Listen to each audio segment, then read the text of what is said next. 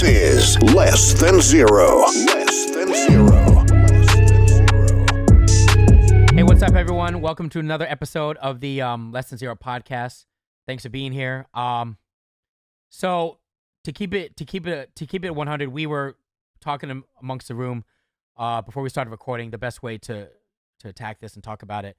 And we're just going to be as real and authentic as possible. Truth be told, we're just three regular guys. We're not famous. We have no huge platforms, and we just have our opinions, and that's what I'll say. So, May 25th, a gentleman was killed in Minneapolis. He was murdered by the name of George Floyd by 4 police officers.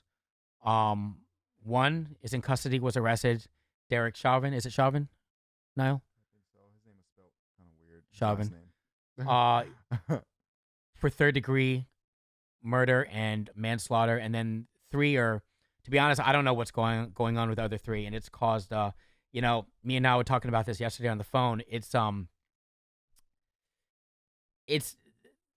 not a very good time. Like, it's not a, let's put it this way, it's not a fun time, right, in the world right now, just in general. Right.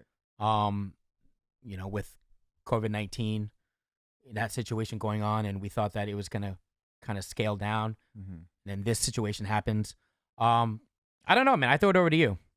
What were your thoughts on this? Oh, man. Let's start with a little bit of context. Like, as of today, Right. As of recording this, it's the second or third day of heavy protests everywhere. Yesterday, Yeah. right? Well, it's Sunday, so yeah, second. Yeah. So it'll be third today. Okay. Yeah.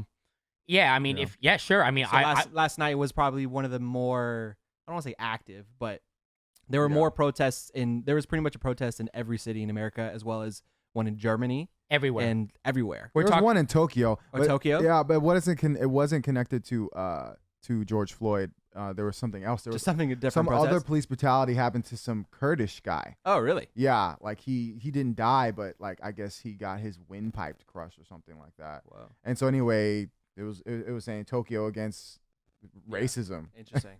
So I don't know. It just seems like the whole world is like affected like by something, I don't know, so toxic. Everyone's feeling it. It feels like it feels like it's happening everywhere, and it's not just this issue. Like, everyone's tired of everything. Everyone's Right. tired of just how things are working and just all the bad things that's been happening just Right. this year alone. Right. I think people are tired of seeing black people get killed and murdered. Yeah. Right? Yeah. I mean, I don't want to speak for you, but I mean, yeah. you're the black guy, but I mean, I can see it. I mean, for Right. me, just on the outside looking in, I can see it, and it makes me mad. But here's my problem, man. I'm just gonna be like completely 100. I'm not, and I told you this over the phone. I'm not empathetic to like the whole like court system of, okay, now we got to bring him to court. Now we got to get a jury. What did I say yesterday? You brought up capital punishment. You're saying, anyone who's killed someone unarmed or Right. done something unjust, just give them the death penalty. If you kill someone, you just kill them. It would just make things so much simpler. And I'm sorry if this is not your thing and you're easily like insulted, then just turn it off. Just turn it off, because this is our podcast. All right, this is our podcast. Yeah. Straight up. So And if you don't, and feel free to sound off on the comments below. yeah, but that's just really how I feel. It just makes things so much simpler. And if I'm taking this conversation on a tangent, let me know, and you can bring it back. But that's just how I honestly feel, because Right. now we're getting complicated, and then we're gonna run into time, and then another situation is gonna happen. I just Right. think that another situation is gonna happen, and this is gonna fall by the wayside. Right. That's something Right. that you touched on earlier, because we were talking about this before. Right. And like one of the things that we want to talk about this subject, but it's something that we don't want to hound on of what everyone's talking about. We don't want to talk about the looting. We don't want to talk about some of the negative outcomes of this thing. We want to talk about the positive things. Right. And what we can look forward to, and what we want to change. Right. Right. Right. I definitely think, right now everyone's caught up in the moment, and historically we've seen that happen. In the 1992 riots after Rodney King was beat. That was honestly one of the first recorded, police brutality videos. Like, That was the first time a lot of people didn't know it Right. happened Right. until they saw that right, footage. Right. So that's what like ignited that. Of course, there was protests in the past, and there's always been police brutality, you know, in this country, off camera.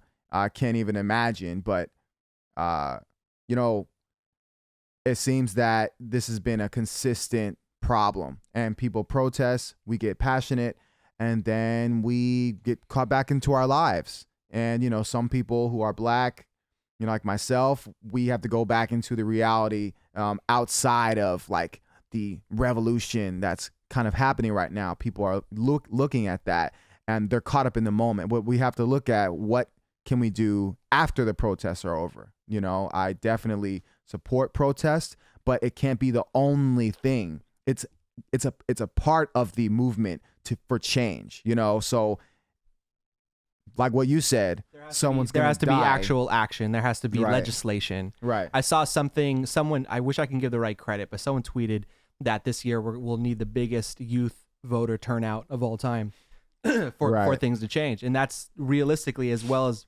obviously protests are a good thing. And so you need to get the knowledge out there. You got to get people talking about it. But then after that, there has to be real change on paper. And I think that's where, you know, and it sounds kind of cheesy at this point, but it really comes down to really being active voting and figuring out the right people in your local jurisdiction, your own congressman, your own everything. That's exactly what Killer Mike said. Yeah. That's essentially what he said. Yeah. He said you got to beat him not with violence, you got to beat him with I forgot the term, but it was dope. But yeah, no, he said it very articulately. That's exactly what he said. Yeah. He said it he said you had to strategize. You got to go home, you got to plan, and you got to strategize. Right. You know, stop burning down y'all's own property. That's essentially what he said. And then just going back to what you're saying, and this is maybe on a smaller scale, but you guys see that video? There was a police officer, sheriff, in Flint, Michigan. Okay. And people are mad, right? As they should. And he pretty much said it just like this. He goes, guys, listen, that officer, speaking about Derek Chauvin, is not me. Right. I am not him. I don't even relate to this guy. That is not who I stand for. And he pretty much said it just like that, real somber. He goes, I will join you in this rally. We're going to do this together. And instead of them like saying, F you, blah, blah, blah, and attack him, which could have happened, you know, they actually were empowered. So, you know, I think it's going to be tough, man. I'm going to be honest with you, because you say, so essentially it's going to have to come from the top down, correct? In general terms, I think the opposite. Bottom up. Bottom up? Yeah, it's got to be the people that pressure the top, if that's what you mean. Well, I think top down and bottom up, but I get what you're saying. Obviously, when you look at, Trump and his, I don't even know what to call cronies? It. Sure. And like that just adds to the fire and why everyone's so upset. Because not only is this an important issue, but people don't feel heard about what the issue is, and it's being ignored or out or completely dismissed. It sounds like to me that tell me if I'm wrong, that you gotta it's about people caring. People have to care. People have to care. But enough people have to care. Is that what you guys mean? Enough people have to care, you know. And enough people have to turn up and vote for the people who believe in these things. Right. That's really what it comes down to. And it's not as sexy as going out and protesting. Right. But like that's where real change comes protesting. Is protesting sexy? In the sense of like, man, these photos that I've been seeing of like, you know, people kneeling in front of the cops. It's I'm a photographer. From a photographer's perspective, the it's photos sexy. that are coming from these protests are fantastic. Right. So that's why people think like, it's that's glorious. Sexy. Like people like the idea of being an activist. Heroic. Right. Yeah. Right. You get those glamour shots of the dude putting his fist in the air with a fire behind him. Yeah. That's intense and epic. Going to a voting booth doesn't have the same effect. Right. But that's the only way. You could. I mean, it could be like before you but it really don't. puts down in the ballot. But it's never like that. It's never like It's that. always a chore. It's one of those. It's always a chore, and they make it so hard to do it. And it's a whole other thing. Right. Well, I mean, so what do you think? Like, how does that happen? Like, remember he was alluding to, you know, it starts from the bottom up. Like, how would that happen? Like, in a real world situation, how would we empower people? Right. Yeah. Well, I mean, it's a really good question, Julian, and I'm glad you asked me. It's a very basic question. It's a really good question, though, because we have to get back to the basics. Like, okay, so what can we do? What does that mean, like, on a literal sense? we have to advocate for policies that are going to impact and transform the system. That's what we have to do. There are specific policies that can do that can change the way society even operates. There's a law in New York. I don't know when it was passed. It was, I would assume, within the last 5 years. But it's this law where if you call someone an illegal alien, you can get fined up to $250,000. And, Google this, fact check me. But this law, what that does is it demands respect for a group of people. It's systematically demanding their respect for a group of people. And the society will respond. The society will adjust. So 50 years from now, you won't see people just calling, Mexicans or immigrant Hispanics illegal aliens, because it's degrading. It dehumanizes them, as a human. So just imagine if there was laws that specifically were for black people to prevent this from happening to George Floyd. We can get creative. For example, if a police officer kills an unarmed black man, no matter what, he's looking at 25 years, like no negotiation, 25 years that's to what life. I'm talking about. That's what you're talking about. You're talking about capital punishment. I don't believe in the death penalty, because I want to create a society it's not about two wrongs make a right. Like, you kill people, so we killed you. It's about we have to push something else. So I'm not about the death penalty, but I am about people getting punishment and hopefully creating a system in prison where it's more of a rehabilitation, not a cage. I think you're more empathetic. I just think you're more empathetic. Well, yeah, I mean, because here's the thing. Hold on, because what you're saying is great, but number one, when you murder someone, I really don't think there should be any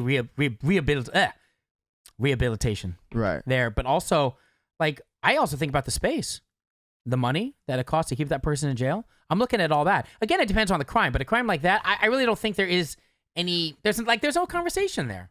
I mean, I think we have to keep it, as humanistic as possible. Yes, it might be a burden financially to keep someone alive, but that person, like I told you last week, that person has the capability to change and do better. Like, if they're in prison, there's been people that have killed people when they were 19 years old and they're 45 now. They have a degree. They're writing books out. I mean, I don't know. To focus on personal growth for people. Again, situation though, a guy like that.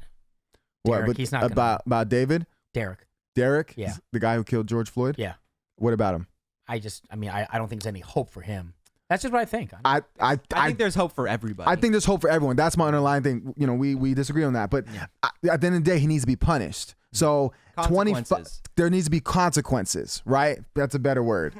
Punishment is but there needs to be consequences to the causes, and the system has to reflect that. The reason why there's so many protests and people are angry and emotional is because the system didn't respond, the way they should have. Right. So, we have to create policies. We have to push policies that will prevent that. And what would prevent that is, no matter what, no just getting fired, no slap on the wrist. When you do something that's that blatant and you kill someone unarmed, you automatically looking at 25 to life. Agreed. So I'm saying, if you get 50 years, you can talk it down, but you're not getting any more than 25. Sounds like you need to rewrite the laws.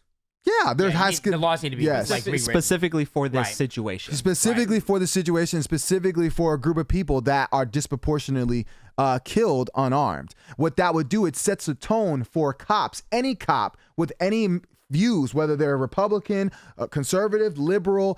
It prevents them from being so careless with killing people in general. Agreed. So that guy, if he knew that, man, I'm going to actually get in trouble, I'm going to actually go to jail, he would not kill I might need to rethink what I'm doing here. Exactly. That video. The reason why you won't see that as much of white people is because there's consequences. I mean, and just the fact that, white people, they have social capital, they have a higher economic floor than black people. When a white cop is dealing with white people, he doesn't know who they're dealing with. That kid that he's dealing with could be the son of a corporation that will crush him. But when he looks at black people, he can bet money that he does not have to worry about anything from us economically that's going to hurt him, and us demanding a system to hurt him. He's not going to have to worry about that. You know what I mean? I agree with that. So, if there has to be policies to further back what you're saying, if those policies hypothetically were in place, that could have saved that man's life, because let's just say hypothetically, Derek Chauvin, right, wasn't listening, because he wasn't listening to anyone. You like, we saw the video, the bystanders were like, dude, you're on his neck. You know what I'm saying? 2 minutes, 3 minutes, 5 minutes in. And that Asian dude, Tu Tao, if you guys look at the video, he was giving him a pass. He was actually baiting the bystanders. If those laws were in place, I think he would be more aware to look out for his partner, be like, yo, what are you doing? The whole time, I don't even think he turned his head to even look at what he was doing. I don't think he cared. All right. There was 1 second where he like, they were like, yo, look at this. And he did a good, like, I would say 2.5 seconds kind of looking at it. And it was like, I mean, this was when I'm pretty sure George Floyd was like passed out, like whether Close to he 9 was minutes. passed out and about to die and transitioned to death.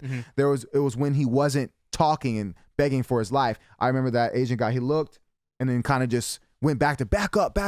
It didn't even like register in his brain, like, maybe these people are right. It's, you know, it's honestly, it's deep, man. I mean, it's deep when we talk about America and injustice and how, you know, the nature in police enforcement are. Like, there are great cops out there, but the bad cops that are doing these things, how many of them have gotten away with these things without the good cops speaking out about it? So we need more people speaking out. But it's like a frat. So the police enforcement, it's like a band of brothers. And if one brother's doing something messed up, it's extremely frowned upon to call them out and be like, yo, bro, I'm reporting this to the head chief. You're going to be condemned. You're going to be condemned and you're going to get you're going to get bullied. Like, it's real, bro. Actually, fact check me. Actually, I don't know the term, but there's a code. There's an actual code for that. Of course. It's like a gang. It's no different, right? It's no different. It's no different. So when snitching. It's snitching in its own way. It's snitching in its own way. Like, bro, I know you saw this, but bro, like, don't even worry about it. This guy's a loser. This guy was just robbing something. He didn't deserve to live anyways. They don't want to be the 6'9". But you get what I'm saying? If they snitch, they would be the 6'9". I'm being serious. If they would snitch. If people are playing at home, this is now the 4th podcast. You just brought them what up. I'm saying, I mean, essentially, this is what a gang. I mean, if you look at it, because there's a code, certain code. If you break that code, that's what you're looking for. Let's give an example. How about Edward Snowden instead of 6'9"? 6'9" was part of the issue. Let's talk about Edward Snowden. Yes, he whistleblower for corruption that was happening, and he noticed it's not like he was part of it and accepted it. He said, "Whoa, what the hell is this?" And I'm speaking out about it. Whistleblower, not a snitch. You know what I mean? Snitch is. It's a bad connotation. Like, it means, to me, a snitch is like, you have to be a part of the bull crap. Like, if you're a good cop and you're not a part of it, but you see it go down, you're not a snitch. But right, no, I agree. But I mean, how do they, you know, the people within his, of course, they're going to think that's the way they look at it. That's the way they're going to look at it. Right. That's why. You know? I guess. Yeah. You're right. Yeah. Hey, so quick thing back to the, you know, we're talking about change and how can things change. You're talking about the infrastructure of laws. Right. What about, and I'm curious what you're going to say about this. What about the use of celebrities? What I'm saying, like, remember yesterday we were talking about Taylor Swift, and she said some real, you know, real-ish, you know, that did. Even you gave her props on. I did. She said, after stoking the fires of white supremacy and racism, your entire presidency, no one's saying anything at this point. This is a couple days. Right. This is like a week old at this point. Right. You have the nerve to find moral superiority before threatening violence. When the looting starts, the shooting starts. We'll vote you out in November at real Donald Trump.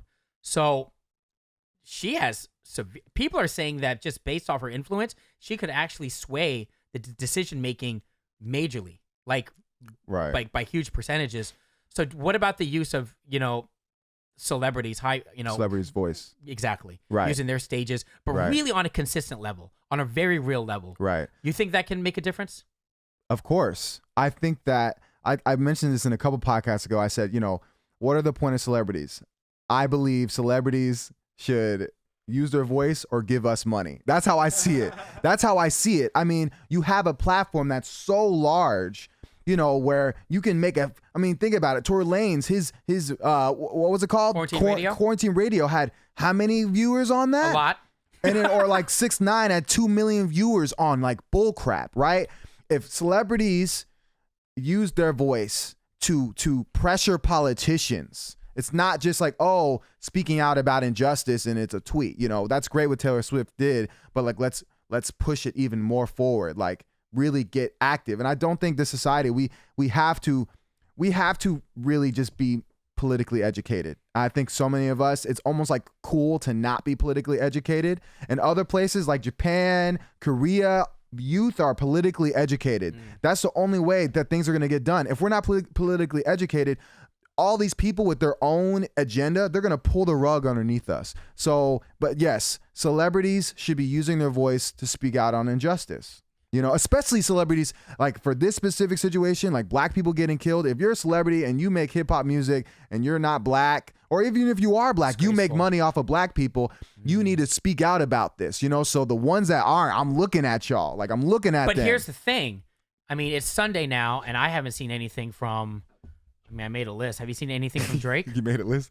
I haven't checked, man, because I already personally gave up on celebrities. I think it's important to point out that there has been a lot. There's been a few positive voices. Yes, and Halsey, Nick Cannon, Jamie Foxx, Selena Gomez, blah blah blah. Yeah, they all posted on the Instagram, Twitter. Great. Now here's the thing: how do you differentiate ones that are actually doing it authentically, right, and actually for real? Right. I don't think you can.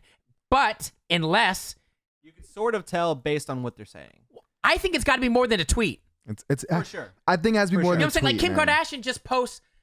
I don't know her, man, but I'm saying she just posts, and she posts stuff all the time. How disappointed she is. You get what I'm saying, right? Yes. Blah blah blah. But you want to see what? You want to see action, whether it's a form of currency, political advocacy, and I mean money or money or using your voice to support people that are doing the work. I'm not saying celebrities need to be like huge activists and they gotta build foundations. No, there's people that are actually doing the work. Shout them out. There's a ton of people on the grassroots level trying to build awareness of like what needs to be done. What I'm saying, I'm like an echo chamber. There's people that already said we need policies that are specifically for Black Americans, specifically for the ones who descended from slavery in this country. These people, you know, have already been saying what I'm saying and understand psychology, and they understand historically, and they understand economics. But these people, they have maybe 30,000 followers, 40,000 followers. All you got to do, Kanye West, Jay-Z, point them to the right direction. Killer Mike shouted out the people that I'm actually talking about. Killer Mike is one of the few celebrities. There's people like Antonio Moore, Yvette Carnell, William Darity, professor at Duke University. These are people that are actually doing the work. So celebrities, Cardi B, all of them, they need to point to the direction. They need to do their homework and point their direction to people that are doing the work. So people that are following them can go there, you know? So I think you should use your voice, and if not, you should be donating. I don't like the whole sign a petition thing. I think you need to be sending money to George Floyd's family. George Floyd's family should never have to worry about working a day in their life after what happened. Like every celebrity should be giving them $100K. I thought it was cool. Colin Kaepernick is paying for all his attorney fees. His family's attorney fees. That's what celebrity. That's what you mean. I think so too, because we live in a society where we have a group of people who have a significant part of the wealth, and a lot of us have to work day to day, right? Yep. So it's their privilege to have this space, whether it's their entertainment space or whatever.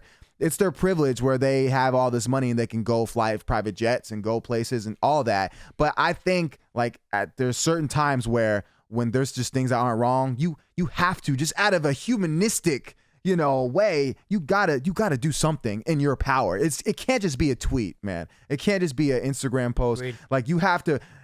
Can someone get me George Floyd's family's number? Like, what is their Cash App? Please, like, I want to find this person. I mean, that's the kind of power that celebrities can, but they choose not to. Yeah, and going back to what you're saying, Justo, there are celebrities out there, Seth Rogen and a few others have offered to pay some of the protesters, the ones that have been jailed, the actual protesters in Minnesota, some of their costs. But, you know, there's definitely some good ones. But I get what you're saying. Of course, there's good ones. It's real easy to it's even for ourselves, it's easy to compartmentalize and just tweet something out. Oh, I did my job. I care. I'm done. And move on with your life. Right. And another thing I wanted to ask you, so when you first saw the video, how did it make you feel? Like, what was your first initial thoughts? Oh, man. Honestly, dude, I feel like I've been desensitized. Like, I'm so used to, I mean, literally, I saw a video a month before where a young man was on Facebook Live and died, you know? So I'm so used to seeing people that look like me die. I don't really even I honestly don't have feelings. I'm more angry, you know. And then I think after the fact, when I find out, like when you find out about people outside of the event of like their demise, you know, you find out like what they're into, who they're married to, and like, man, it's just sad. Like, man, like, you know, this person was like in their 40s. You know, I think about people like my dad who's in his 60s. He's done so much within the last 20 years, like raised me, you know, I mean, and been a big part of my life, like in a positive way. And, you know, people like George Floyd don't get to do that. And that's what's really sad for me. Like, and it's just, you know, it's just really sickening, you know. Either way, it's the loss of human life. Right. At the end of the day. And that's something in that way, in the most, in the worst way possible. Worst way. Right. It's here's the thing, and I'm just throwing it out there. The bystanders, we can hear them in the video. They're like, dude, get off his neck, bro. Mm-hmm. I'm not saying he should have, because obviously he would have been arrested, but part of me is like, damn, it got to a point, it was so serious, like the dude was unconscious. I mean, you should have pushed the cop off. Right. It's in do you get what I'm saying? No, I do. I think about it, dude. I know that. That's why I'm saying. That's why I said I understand why he didn't do it. But I forgot the guy's name. They interviewed him, I think. But his tone was like, he basically said, "Get off his neck, bro. Get off his neck." It was the same tone for probably the entire time. Yeah. But it would have been nice if he said, "Get off his fucking neck, bro." You know what I mean? What the fuck you doing? Like sometimes you gotta. People say, you know, sometimes you gotta show your. You have to show it in volume. That's not the answer to everything, but in situations like that, do you get what I'm saying? What were you going to say, Justo? It's hard to say, because then that person, you know, there's an element of fearing for their own life. Yes. If they get involved. Yes, they could have been in the same exact situation, or you know. Yeah, I'm not saying he should have done that, but inside, it's just one of those thoughts in my head. You want to say, like, if I was in that situation, I would have done something. I would have went over there, pushed him out of the way. I would have done something. Call other cops, somebody. Right. And I think, you know, just what Justo said, right? I think Justo feels that way. I feel like if Justo did it, he might have gone to jail that night, but he probably knows that he wouldn't have died. I wouldn't have died. Right. Like Justo knows, like he's 98% sure that he's probably not gonna die, right? But the people that were in there in that group, it sounds like they were all black. And they know the force field, like, man, if I do this, I can go to jail. And it's not just like, okay, I can die. It's like, if I go to jail, will I make bail? The reason why black people are so high, they are convicted so much, they can't post bail, they can't afford a good attorney, they can't cut, so they have to wind up cutting the deal and going to jail longer. So they have to think about all this. And that's why I talk about it goes to policies. And that's why, you know, I advocate, you know, for reparations, which is, you know, it's a financial economic. What do you see that being in real life? Do you see it as a check in the mail? Do you see it as simply just, like you said, specific policies? Like, I think it all goes in the same package. I feel that, you know, in this country, you know, Native Americans have received reparations. They're still receiving. They get free healthcare. They get college tuition. And they get certain land. Japanese receive reparations. One was more, from the internment camps. They receive reparations twice. So I like the idea of it being like, you know, school being paid for, and like of course different things. I think it can't just be a check because you don't know how they're gonna use it. You know how to use it, and at the same time though, like, because it's owed, because like you have to understand, like, when slavery when it ended, you know, Lincoln's intention was 40 acres and a mule, you know, land, you know, mule, where they're able to actually get money. When Lincoln was killed, and then President Andrew Johnson came in, he screwed all that up. And then they made laws against black people to prevent them from making money. So here we are in 2020, black people who were here for 400 years, built the country off free labor. Somehow we're just on the bottom. The homeless statistic is crazy when it comes to black people. So this is a debt owed, right? So just back to your point about, like, we have to have, because black people don't have any money. If we were just given money, there would be institutions, predatory institutions that will that will attack, that will Exactly. capitalize off of that money made. 100%. We need to have institutions to, like, money's going to come in, given to these people, but there's institutions where, let's say they give they have money in the institution that's protecting it, and also laws to protect them from, you know, as well as opportunities Exactly. to grow and to learn and to work all and to that. be educated. All of all that. I think all that it's a rehabilitation. Like, you know, Malcolm X said, America stabbed the black community 9 inches in. Slavery ended. They pulled the knife 6 inches out. And they go back and forth every time they kill us. What needs to happen is they need to pull the knife out completely and attend to the wound that they made. So that's what the U.S. and this is a conversation between black people and the U.S. government. I don't want people to think that somehow this is about black people versus white people. It's really not. Like, race is a social construct at the end of the day. But in this country, we made there a hierarchy where, hey, based on your skin color, you're less than him, and I'm making laws on why that is. We have to create laws to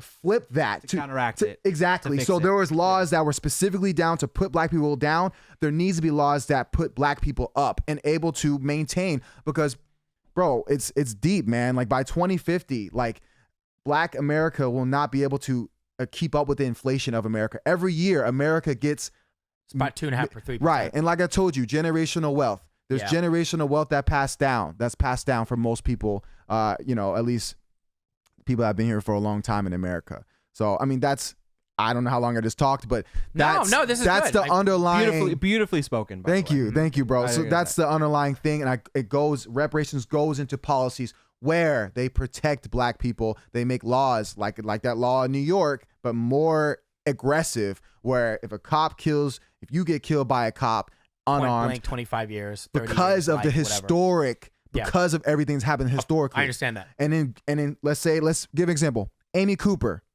the girl who called on that black bird watcher, right? Mm-hmm. There was a story about Emmett Till. Emmett Till was massacred because he was a white girl said, a white lady who's actually still alive right now. She accused him of rape, or she wound up, he winked at her or something at a store. She told the people and they went and lynched him, right? So Amy Cooper in 2020, she still has that mentality, same mentality that lady that got Emmett Till killed, where I'm going to tell them this black man did this to me and they're going to go handle that. And so that was her idea about the police, because she knows from American history that the chances of a policeman going and killing this black man is very high. So that's why she said what she said. And this is so we have to create laws to demand respect for black people, and society will adjust. They will respect black people. I feel like we have a society, we have a lot of people, all groups who adapt. We will adapt. I think that we don't respect black people, black life, because our very United States government never atoned to it. So how would we expect the common people of the land to do the same, you know? Yeah, so. No, that makes sense. I concur, which means I agree. You know, I just Julian's like, word. Yeah, I mean, I have nothing more to say. I just think it's a hard thing for someone like Julian and I to speak on. Right. Yeah, no, I mean, I can. I just don't. I just think it's unfortunate, and this is not a solution. This is just a statement, really. Right. It's unfortunate that people look at it as it's race. Right. It's really what it's human. Right. It's humans. We're humans. We want to differentiate. Well, if people would have looked at George as a human, right, the outcome may have been different. Right. Like, it's just, for me, it's about, like, I always say, like, mindset, thought process. Right. Again, this is not a solution. It's just like, if we looked, can you imagine a society where we all looked at each other as humans rather than looking at skin color? It'd be a much different society, right? Of course. Imagine all the people. Speaking of it, do we have time or no? Sorry. Do we have time? We're at 35. Okay. Good. Again, just to pivot here, bringing it back to like with the experiences. I know your experiences are going to be a lot different than all of ours. Experiences with police officers. Right. What's your experience? Start? Let's go. Yeah, your please. Our own personal. Personal. Well, I think it's good for people to see. Yeah, and no, hear I think it's good. Yes, the reality. For sure. You know, my experience, it has been peaceful for the most part. I think at the most I feel, you know, I would be harassed and my heart is racing extremely because of the images that go through my mind of all the videos I've seen, you know, the Philando Castile, Eric Garner, Mike Brown, all these stories that I hear. I'm like, man, am I going to be a hashtag? This is the kind of things that run through my mind whenever a cop pulls me over. That's a heavy thought. Am I going to be a hashtag? Yeah. But Bro. you don't give anyone, like when you've been pulled over, you don't give anyone a reason. No, I try and be as respectful as possible. Right. Look, I think that, you know, right now, you know, black people, we have to know where we are to know that where we're going at the end of the day. So you can make causes that increase your chances of a policeman killing you. Like if you know where you are. Right. So I know my chances of death is higher when I get pulled over. Right. And then depending on how I react can escalate the situation, you know? So we have to, black people, everyone, I think anyone, until the police enforcement change, we have to watch what we do at the end of the day. And just like anything else, if I go down I know an area that has a high crime, I'm going to move differently. It's the same way when I get pulled over by a cop. So I got my hands on the wheel. Yep. I turn my lights on if it's dark. I put all my windows down. This is it for me to like say, hey, like I am not a threat. Please, you know, value my life. Unfortunately, that's the reality, but I have to do it if I want to go home to see my family, you know? So that's my take on it. Yeah. Yeah. So nothing really specific that stood out because you don't really, I mean, you don't give an officer a reason. Right. I don't give an Smart. officer a reason. Smart. And, you know, I'll say briefly, like when I was 19, I got pulled over by the police and one cop car turned into 6 cop cars for some reason. That would never happen for us. And it was right in Chandler, man, in Arizona. If you've ever been to Chandler, right down the street from my house. I was with my friend. I had a black friend, one black friend, and 2 Asian guys. You know, and those Asian guys, they ruined it for you, huh? That's what happened. Man, I think they saved us, man. You know, they asked me to step out the car, and you know, I stayed calm, and then they had me do the alcohol test, count back, and all that, and then. So you haven't drink tonight? I'm like, no, sir. For no reason. No reason. No. Yeah. I wasn't swerving. It started off with a motorcycle car waiting at a gas station. They saw me, my windows down, saw a black guy driving the car. He just went, turned the lights on. There's no way he would know like how I was driving the last 5 minutes. But they were just asking because they know because of the system that the chance of finding something on a black person is very high, whether that's weed, and it's stupid as hell that weed's illegal, but if we know the history of why weed is legal, it was to attack the black community. You know, the drug on war thing, that was to attack the black community, put more black people in jail. So they know a black guy, his chances of having weed on him is very high. And I bet you I can find weed on him, put him to jail, get my quota. Boom. The system keeps moving. But for me, I don't smoke weed. And so he asked me, hey, you got any weed on you? I'm like, no, sir, I don't. He's like, okay. You didn't smoke weed at all today? I said, I don't smoke weed. I've never smoked weed in my life, sir. He said, you don't have to lie to me. I'm like, I'm not lying to you, sir. And he says, you haven't smoked weed ever in your life. I'm like, no. He's like, all right. And then they just gave up and we wound up driving. But the fact that they got 6 cars because they just know like, hey, black male, you know, black male. Call back up. Got black male. Let's call extra backup just in case this might be something. Yeah. Probably I feel weird talking about this, right? Okay. Because not weird, but like because I've been pulled over, arrested, anything? Yeah. Oh, not arrested, but I've been pulled over mostly for speeding, right? I've never been pulled over speeding. I feel like, dude, if I got pulled over speeding, you're the safest driver, right? Bro, my life I would be racing. I'm like, oh my God, I'm getting pulled over for like a legit reason. I'm gonna die. Every time I've been pulled over was like literally nothing. I think one time I made an illegal left turn, like when I didn't know what it was. I've ran red lights, but I never got pulled over for red lights. I've got screenshot. Anyway, back to your story. Well, it's like I think back to when I was in high school, right? I think I could talk about this. So it was me and my group of friends, and almost all of us were just a bunch of white kids, right? And out of my apartment, we sold drugs. out of our apartment. Okay. Right? Like Pretty much just weed. Coke. Pretty much just weed. That's that trap Coke, life heroin, Right? right? No Coke, heroin. Right. Some weed and some coke. I'm this is true. Okay. So, Wow. but Wow, I was just I swear throwing to in. God. Okay. And the cops were aware of us, and they would come through, and they would poke their heads in and see what's happening. Uh-huh. And for the most part, none of us got arrested. Uh-huh. Some people did for other things, right? Uh-huh. But for the most part, we were never harassed. We were Right. checked on. Right. But I know if we were black or any other color, that wouldn't be the case. Right. They would have been they would have kicked down our door. Absolutely. You know what I mean? So That's that's crazy. when I think back on it, I was like, yeah, that's 100% because we were a bunch of white kids doing it instead of a Right. bunch of black kids doing it. Right. So they're just probably like, they're not They're doing like, anything. they're just a bunch of they're young just kids. Who They're cares? fine. They're not doing anything bad. Yeah, it's not the end of the month. We don't Because need that's how they Yeah. feel. Like they know at the end of the day, like going to prison for drugs is like honestly so dumb. Like nonviolent crimes, go to Agreed. prison for. So they look at you like people that are in power.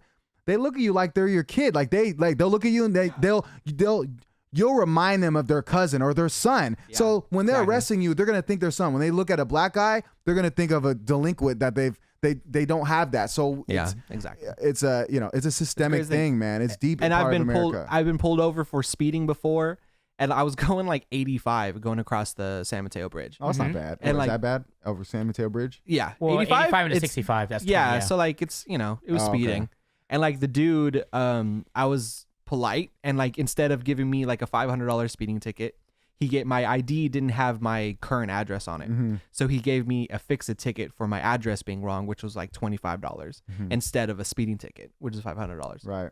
And I know for a fact that was because of I look like this, Right. even though I'm half white and half Mexican, but I'm pretty much I just look like a white guy. Yeah. Right. Yeah. Well, it might have been in that situation of your speeding. By the way, I was doing something wrong, but like he didn't. he didn't know that. Right. I mean, Well, you were maybe- speeding. You were speeding, I right? was speeding. Okay, but yeah. I'm saying, but like- he could have given me a ticket for speeding, but then I don't know, maybe he just didn't have a radar and he just saw me driving. He could have fast. just been a cool cop. There's that too. You know what I And mean? there's, Like, There's and I that. think that's important to. It's not a popular opinion, but there are good cops. absolutely. And there are cops that were involved in these protests and were supportive, like the cop Sure. in Santa Cruz that was kneeling with everyone else. Right. And like there's a family friend is training to be a cop, and he's genuinely a good person, and he's going into it because he wants to protect and serve, and that's what his intention is. Right. And I think people go into being a cop with those intentions. They want to do good, but get caught up in kind of what you mentioned earlier, kind of this weird gang mentality within the system that kind of changes how you act based on how what other people are saying within the police department, as well as what one of the conversations I had with him is that it also comes down to a lot of training and like what you said, policies, right? So in California, this is based on what he told me, right?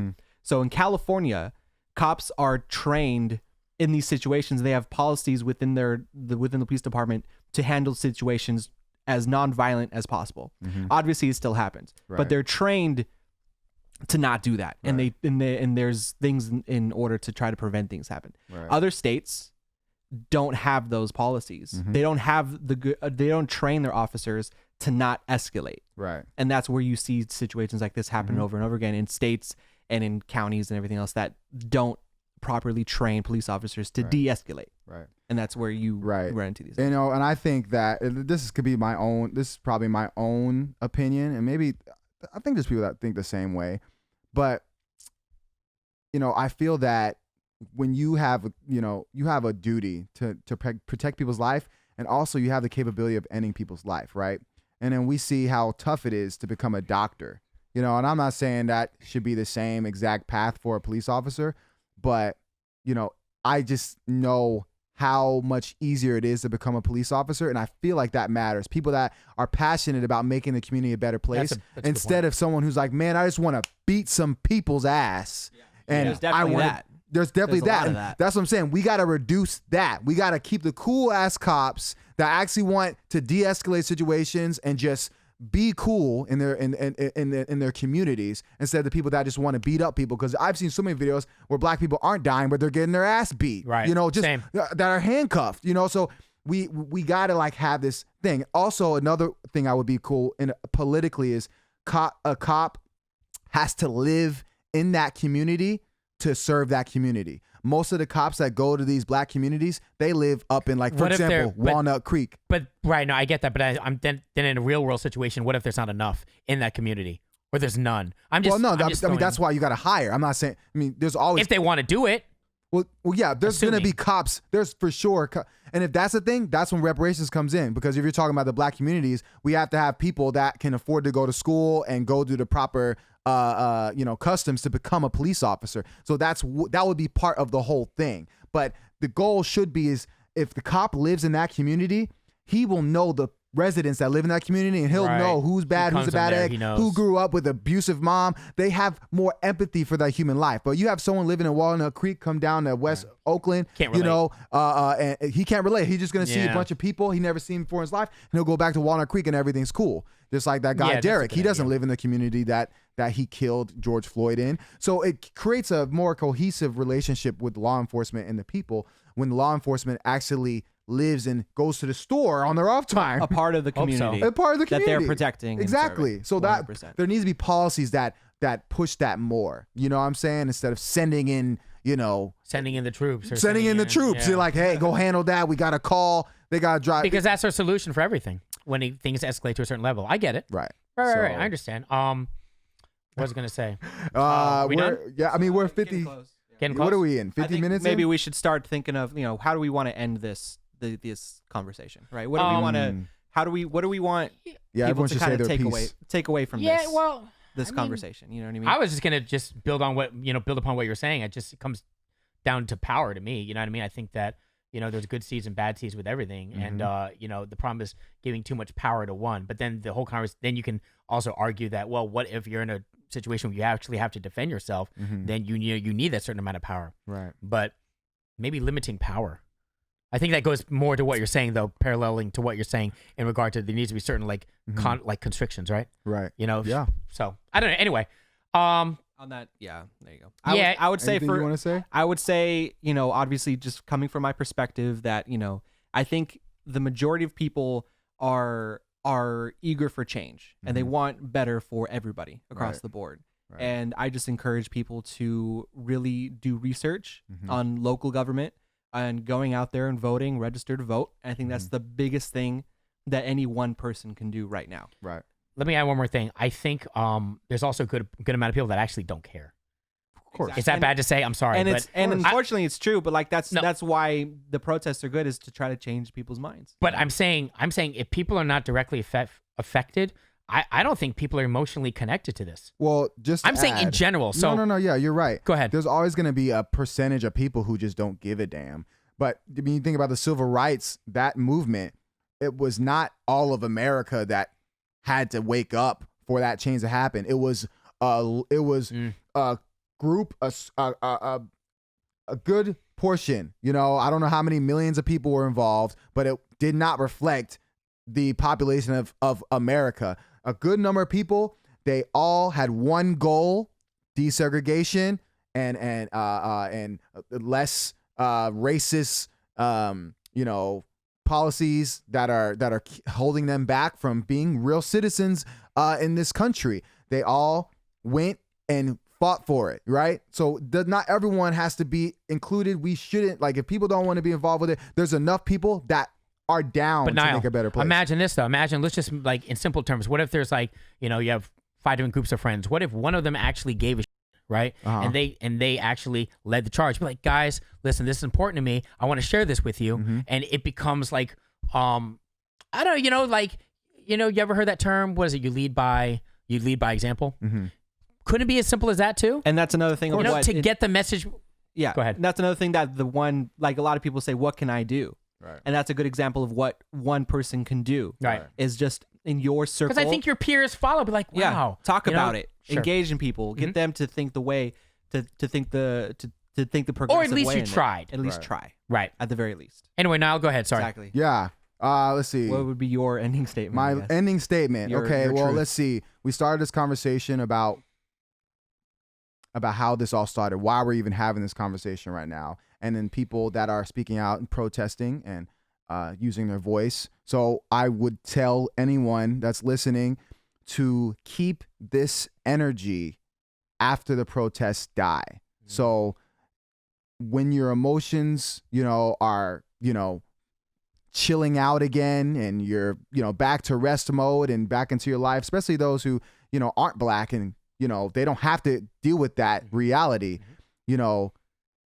treat this like water, like flowing water. Right now, protesting and like all this energy is fire. It's great when it's needed, but we need to be like water. And the water is advocating for policies that is going to prevent future George Floyds from happening. And like I said, there's people that have done a ton of research and homework on what that can do to society.